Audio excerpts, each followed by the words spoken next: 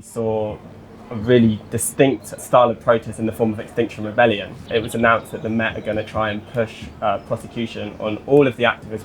I saw a Facebook post that referenced Mahatma Gandhi. First they ignore you, first they ridicule you, then they fight you, then we win. Yeah, well, it's going to take a little bit of time to win, because we're not just up against the state, nor even is the state the biggest enemy of XR, or of the other groups like Me Too or Black Lives Matter. Even Black Lives Matter. The problem is what the German philosopher Hannah Arendt called the temporary alliance of the elite and the mob. And we're up against a temporary alliance of authoritarian elites who keep their money offshore, who are heavily invested in fossil fuels, surveillance technologies. Yeah, these are what these guys, and of course by investing in offshore, that is anti-taxation, they're effectively investing in anti-society.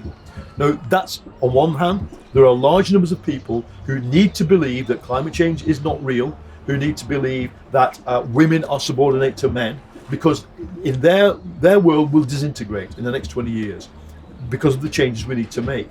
Your generation cannot go back into the box that my grandmother's generation of women had to live in, or gay men, or transgender people, or black people. You can't de-network a society. You can't unliberate a generation. Okay, so XR for me is the latest iteration of the new kind of protest that is almost the son and daughter of 2011 and the Occupy movement. The Occupy movement imagined a new society, and we assembled the forms of that society on the internet, the networks, and then we took it into physical space in the form of tent camps and square occupations. They didn't last. They were easily repressed. Extinction Rebellion, Me Too, and Black Lives Matter take it to a visceral level, to a granular level. If you think about what BLM is saying, is that the wages of whiteness is that if a policeman arrives on a trouble scene, black people get shot and white people generally don't. That's why these racists spend all their time on the phone trying to call the cops on black people for selling water on the street. What they hope is the cop will arrive and shoot somebody, and it ain't going to be them. Now, that's a very different thing than saying, I need civil rights. I need civil rights for Martin Luther King, for Malcolm X, etc. Stokely Carmichael, Angela Davis, was a real thing. But to say, you no longer have the right to shoot me when the cops turn up is a different, more granular thing. It demands changes of human behaviour. Me Too demands a change in human behaviour. I work in the theatre sometimes. The theatre is undergoing a revolution because of the demand of female actors and producers no longer for their physical invasion of their body space under the excuse of the theatre. I'm not just talking about directors saying, let's have a drink after work, by the way, you'll get a lovely part in my next film. No, it's about the actual physicality of theatre is changing. There's now a movement that helps people act through whether they have to do a sex scene or a sexual violence scene. Both these things exist in reality and should be portrayed on stage. But now we have movements where we mediate those and we allow people to explore what is happening to them in a much more reflective way than before. So what I'm describing there is the way Me Too is not just transforming kind of the agenda of feminism, it's transforming a real industry. It's also transforming parts of corporate life, not enough. There are now tests and courses, they call them the Weinstein test in corporate life. Can you pass the test? Otherwise you don't become a director of this bank. So the amazing thing is that, going back to XR, that we've got here, what's XR's number one demand? Tell the truth. We're at a philosophy festival where routinely people question the possibility of truth, but I don't, and I think that's another thing. There are truths, they are provisional, they're scientifically verified, we need to fight for them. Of course the state are going to repress it. It's going to be wake-up time when some quite, I'd say, young and therefore inexperienced protesters, my generation of climate protesters and people I collaborated with and reported on, have been trying to say, look, the cops will come. Soon there will be people arriving in your camps who look unstable.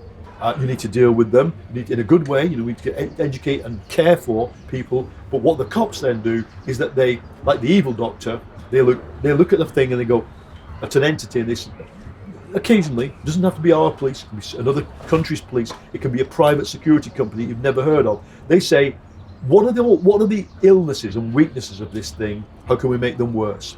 That's what happens. That's what happened to the tent camp outside London Stock Exchange, that it was quite clear somebody was exacerbating all the problems. And I don't believe it's the British state. I believe, that the whole world is now a kind of outsourced. There's a kind of state mischief making that's outsourced to private companies we've never heard of. You saw it around Cambridge Analytica and its parent company. But we can defeat them. We are millions of people, and what is more, they have sons and daughters who don't want to live in a burning planet. So in the end, we can have an argument. Even with the kind of shittiest private intelligence company, do you really want to live on a burning planet with chaos, with millions of refugees unstoppably moving from the global south to the north? If you want to live in that planet, go on disrupting the climate change movement. If you don't, then even it might, you don't like people with green hair and nose rings, fine, just do it yourself. Lobby your Tory MP or your Republican congressperson.